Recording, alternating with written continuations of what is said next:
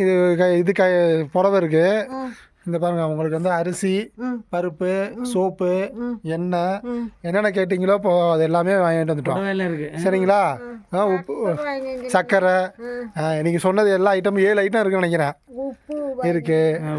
வேற என்ன சொல்லுங்க, என்னதெல்லாம் சொன்னீங்க?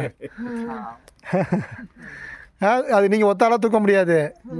நீங்கள் அந்த பார்த்து அந்த அரிசி மூட்டையும் உள்ள எடுத்து வச்சுருங்கம்மா.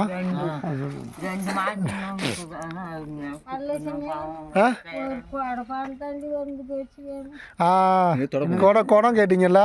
சரி, நான் அந்த பிள்ளைங்க சாட்டத்தில் பிள்ளைங்க வரும்ல, அவங்ககிட்ட சொல்லி குடம், இந்த பாப்பா வரும்ல, நான் குடம் கொடுத்துட்றேன்.